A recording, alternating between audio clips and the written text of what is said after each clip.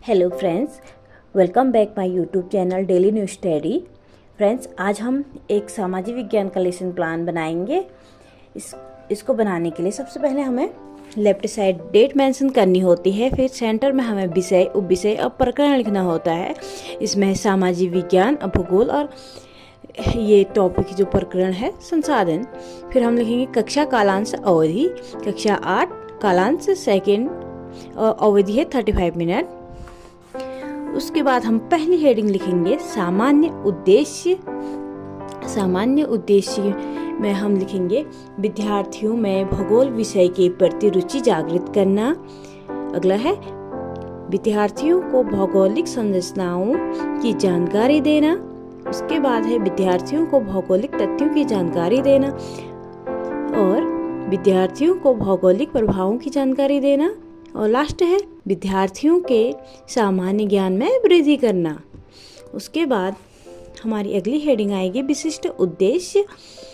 विशिष्ट उद्देश्य के अंतर्गत आएंगे जैसे विद्यार्थी संसाधन का अर्थ बता सकेंगे।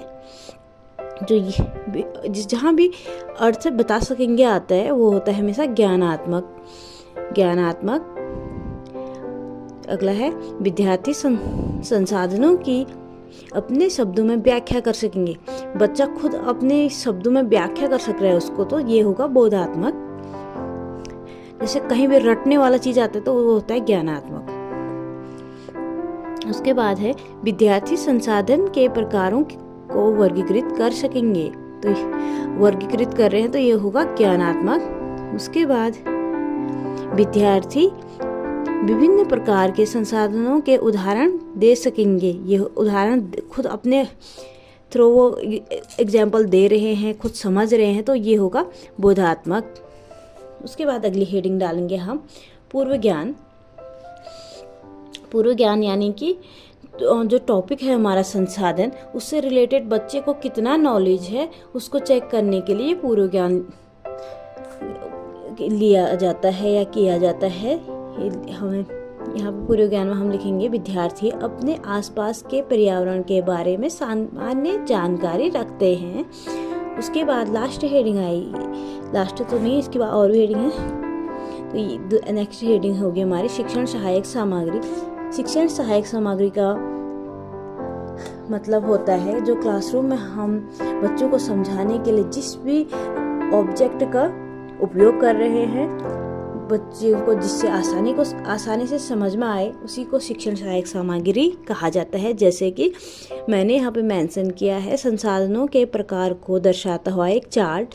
यहाँ पे आप मॉडल भी ले सकते हो, कोई रियल ऑब्जेक्ट भी ले सकते हो, उसके अलावा कोई प्रोजेक्टर वगैरह जो भी चीज़ आप दिखाते हो वो सब आप इसमें मेंशन कर सकते हो। उसके बाद हम प्रस्तावना प्रश्न पे आएंगे। फ्रेंड्स, अगर आपको ये वीडियो पसंद आ रही है तो प्लीज़ मेरी वीडियो को लाइक, शेयर एंड सब्सक्राइब जरूर कीजिए। और प्रस्तावना प्रश्न हम बनाते हैं।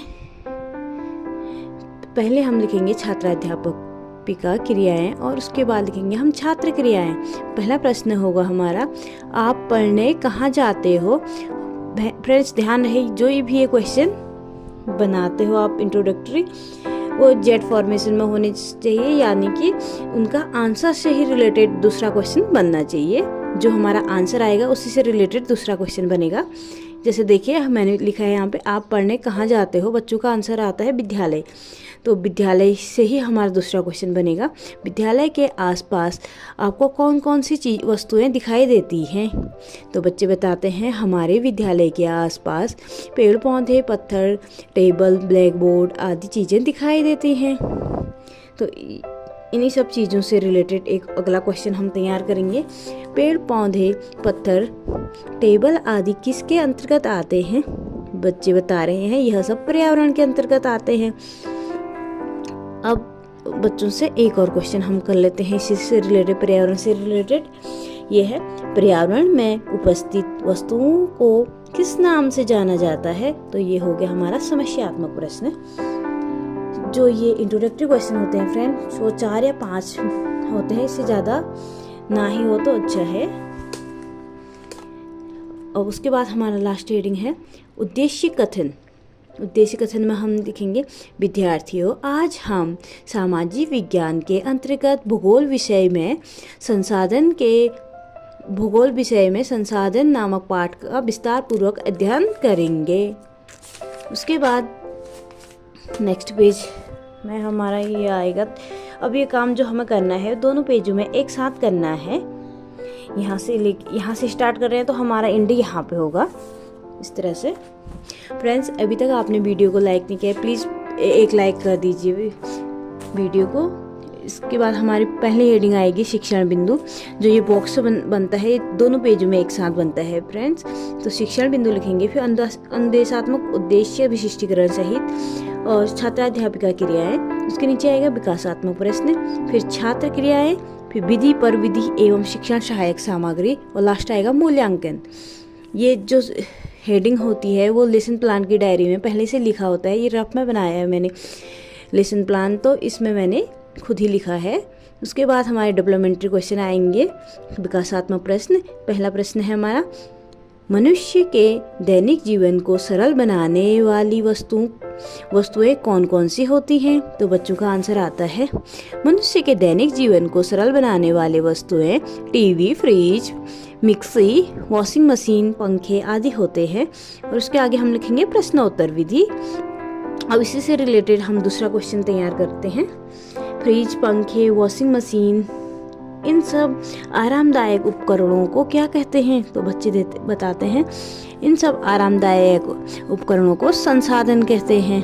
तो इसी से रिलेटेड हम दूसरा क्वेश्चन तैयार कर रहे हैं, तीसरा, संसाधनों के बारे में आप क्या जानते हैं? तो ये हो गया हमारा समस्यात्मक प्रश्न। यहाँ पे हम समस्यात्मक लिखेंगे।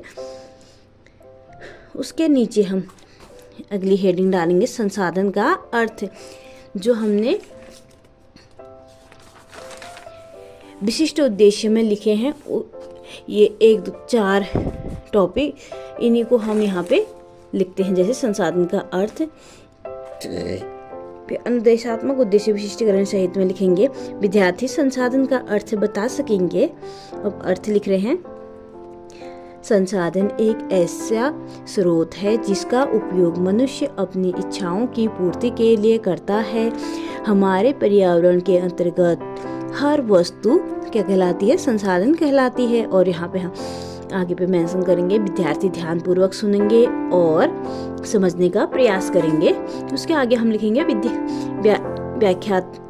व्याख्यान विधि, और इसमें हम एक छोटा सा ब्लैक मिनिएचर काट के लगा लेंगे। इसमें ये मिनिएचर में फ्रेंड्स जो हम ब्लैक बोर्ड में काम करते हैं बच्चों को पढ़ाते समय क्लासरूम पे, उसी को यहाँ पे मेंशन करना होता है मिनिएचर में। संसाधन का अर्थ, हमारे पर्यावरण के अंतर्गत हर वस्तु संसाधन कहलाती है। यहाँ पे मैंने लिख दिया है। उसके बाद अगली हेडिंग आएगी, विद्यार्थी संसाधनों की व्याख्या कर सकेंगे। उसके बाद व्याख्या लिखेंगे, संसाधन मनुष्य के कार्यों को सरल व सुलभ बनाता है। जब इनका कोई कार्य होता है तो इसका उपयोग या प्रयोग इसे मूल्य प्रदान करता है या मूल्यवान बनाता है। सभी संसाधन मूल्यवान होते हैं, परंतु कुछ संसाधनों का आर्थिक मूल्य होता है तो कुछ संसाधनों का आर्थिक मूल्य नहीं होता है। आर्थिक मूल्य कहने का मतलब कोई हमें पैसों से मिलते हैं कुछ संसाधन, और कोई फ्री में उपलब्ध होती हैं। जैसे हमें कुछ, जैसे हवा का हमें कोई मूल्य देना नहीं होता है, और ऑक्सीजन का हमें कोई मूल्य देना नहीं होता है, हमें फ्री में प्रकृति से उपलब्ध होते हैं, तो इनका कोई आर्थिक मूल्य नहीं होता है। आजकल तो क्या कहते हैं, ऑक्सीजन का भी मूल्य चुकाना पड़ता है जब हम हॉस्पिटल में बीमार पड़ते हैं। फ्रेंड्स, अब इसमें एक हम मूल्यांकन क्वेश्चन करेंगे। देखिए, संसाधन का अर्थ बताइए।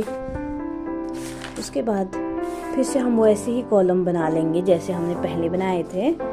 देखिए, पहले हमने लिखा शिक्षण बिंदु, अनुदेशात्मक उद्देश्य विशिष्टीकरण सहित, फिर छात्र अध्यापिका क्रियाएं, विकासात्मक प्रश्न उसके नीचे, फिर आगे पे लिखेंगे हम छात्र क्रियाएं, उसके बाद विधि पर विधि एवं शिक्षण सहायक सामग्री, और लास्ट में आएगा हमारा मूल्यांकन। उसके बाद हम डेवलपमेंटरी क्वेश्चन पूछेंगे बच्चों से फिर से। ये देखिए पहला क्वेश्चन है, हमारे आसपास के वातावरण को क्या कहते हैं। तो बच्चों का आंसर आता है, हमारे आसपास के वातावरण को हम क्या कहते हैं, पर्यावरण कहते हैं। और उसके आगे हम लिखेंगे प्रश्नोत्तर विधि। और इसी से रिलेटेड हमारा दूसरा क्वेश्चन आएगा। जैसे ही इंट्रोडक्टरी क्वेश्चन बनते हैं फ्रेंड्स, वैसे ही डेवलपमेंट्री क्वेश्चन भी बनते हैं। दूसरा क्वेश्चन है हमारा, पर्यावरण के अंतर्गत हर एक वस्तु क्या कहलाती है। उसके बाद है आंसर लिख देते हैं बच्चे, पर्यावरण के अंतर्गत हर एक वस्तु क्या कहलाती है, संसाधन कहलाती है। और लास्ट प्रश्न हम करेंगे बच्चों से। डेवलपमेंट्री क्वेश्चन 2 या 3 होते हैं, इससे ज़्यादा नहीं पूछते हैं फ्रेंड्स। संसाधनों के कितने प्रकार होते हैं। तो ये हो गया हमारा समस्यात्मक प्रश्न। बच्चों को इसका आंसर पता नहीं है, तो हम इसी को आज बच्चों को डिटेल में बताएंगे। जैसे कि हम लिखते हैं संसाधन के प्रकार। विद्यार्थी संसाधन के प्रकारों का वर्गीकरण कर सकेंगे। उसके बाद हम लिखते हैं आगे भी हेडिंग, संसाधन के प्रकार।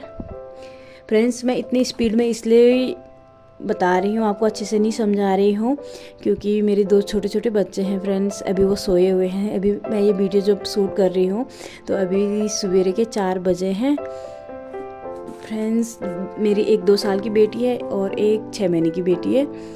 तो वो मुझे, अगर वो उठ जाएंगे तो मुझे आगे वीडियो नहीं बनाने देंगे आपके लिए, इसलिए मैं भाग भाग के वीडियो बना रही हूँ। तो फ्रेंड्स अब मैं इतनी मेहनत से आपके लिए वीडियो बना रही हूँ, वीडियो तैयार कर रही हूँ, तो एक लाइक तो बनता है फ्रेंड्स।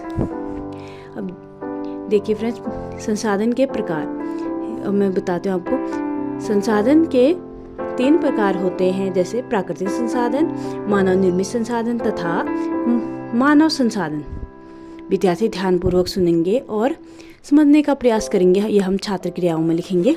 उसके आगे हम विधि पर विधि एवं शिक्षण सहायक सामग्री में लिखेंगे व्याख्यान एवं प्रदर्शन विधि। और फिर से हम वही मिनीचर जो हम ब्लैक बोर्ड में बच्चों को समझाते हैं, वहीं पे यही छोटा मिनीचर काट के इसमें मेंशन करेंगे। जैसे संसाधन के प्रकार, प्राकृतिक संसाधन, मानव संसाधन और मानव निर्मित संसाधन। और उसके नीचे जो हम ऑब्जेक्ट यूज कर रहे हैं क्लासरूम पे बच्चों को पढ़ाने के लिए, जैसे मैंने चार्ट मेंशन किया था, तो वही चीज़ हम यहाँ पे मिनीचर में भी बना के उसका चिपका देंगे। जैसा चार्ट हमने बच्चों को दिखाया है क्लासरूम पे, सेम उसी का छोटा सा मिनीचर हम यहाँ पे चिपकाएंगे। उसके बाद अगली हेडिंग हमारी आएगी, विद्यार्थी विभिन्न प्रकार के संसाधनों के उदाहरण दे सकेंगे। नंबर 1 है, लिखेंगे प्राकृतिक संसाधन, जो संसाधन प्रकृति से हमें प्राप्त होते हैं तथा अधिक संशोधन के बिना उपयोग में लाए जा सकते हैं, वो सभी क्या कहलाते हैं, प्राकृतिक संसाधन। जैसे पेड़ पौधे, जल, पत्थर, ऑक्सीजन वगैरह, ये क्या होते हैं, प्राकृतिक संसाधन कहलाते हैं। उसके बाद है मानव संसाधन। मानव संसाधन, जैसे मानव संसाधन से तात्पर्य लोगों की किसी कार्य को करने की योग्यता से लगाया जाता है, जैसे कि टीचर हो गया या डाकघर, डॉक्टर हो गया। उसके बाद है नंबर 3, मानव निर्मित संसाधन, यानी कि जिसका निर्माण मनुष्य के द्वारा हुआ है उसे मानव निर्मित संसाधन कहते हैं। जैसे गाड़ी, घर, कपड़े जो मनुष्य ने बनाए हैं उनको क्या बोलते हैं, मानव निर्मित संसाधन। और लास्ट यहाँ पे आएगा मूल्यांकन क्वेश्चन। इसमें हम मूल्यांकन क्वेश्चन करेंगे बच्चों से। प्राकृतिक संसाधन किसे कहते हैं। और फ्रेंड्स जो भी हमारे क्वेश्चन रहेंगे बच्चों से, जितने भी हम क्वेश्चन करेंगे बच्चों क्लासरूम पे, कोई भी दोबारा रिपीट नहीं होना चाहिए। हमेशा हम अलग अलग क्वेश्चन ही इसमें लिखेंगे, वरना हमारा पूरा लेसन प्लान ख़राब हो जाएगा। अब बस लास्ट पेज बचा है हमारा, इसमें फिर से हम यही कॉलम बना लेंगे, शिक्षण बिंदु, अनुदेशात्मक उद्देश्य, विशिष्टीकरण सहित और छात्र अध्यापिका क्रियाएं। और यहाँ पे लिखेंगे हम शिक्षण बिंदु में श्यामपट्ट कार्य।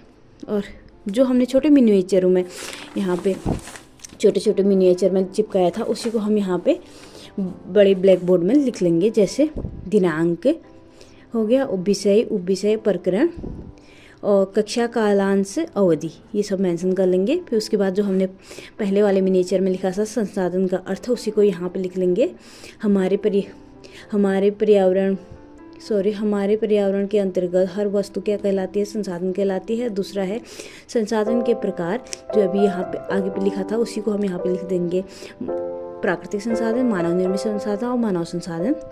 और लास्ट है, इसके बाद अगला हेडिंग है निरीक्षण कार्य। छात्राध्यापिका विद्यार्थियों को श्यामपट्ट कार्य अपनी उत्तर पुस्तिका में उतारने का निर्देश देगी तथा स्वयं घूमकर पूरी कक्षा का निरीक्षण करेंगी।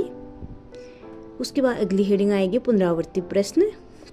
फिर से बच्चों का नॉलेज चेक करने के लिए पुनरावृत्ति क्वेश्चन पूछे जाते हैं और इसका हमें यहाँ पे लेसन प्लान में क्या होता है, आंसर नहीं लिखना होता है पुनरावृत्ति प्रश्नों के, खाली क्वेश्चन लिखने होते हैं। जैसे देखिए, मानव निर्मित संसाधन किसे कहते हैं? जब हम इस प्लान को बच्चों को क्लासरूम पे करते हैं, मतलब प्रेजेंट करते हैं या ये लेसन प्लान मतलब बताते हैं बच्चों को, तो ये क्वेश्चन करते हैं तो बच्चों से आंसर लेते हैं। लेकिन लेसन प्लान की जो डायरी होती है उसमें हम इसका आंसर नहीं लिखते हैं। मानव निर्मित संसाधन किसे कहते हैं, और दूसरा है मानव निर्मित संसाधन के नाम बताइए, और तीसरा है मानव संसाधन क्या है। उसके बाद लास्ट हमारी हेडिंग आएगी गृह कार्य। मानव निर्मित संसाधन तथा प्राकृतिक संसाधन में अंतर बताइए। फ्रेंड्स, प्लीज़ लाइक और शेयर सब्सक्राइब जरूर कीजिए मेरे चैनल को। Thanks for watching my video.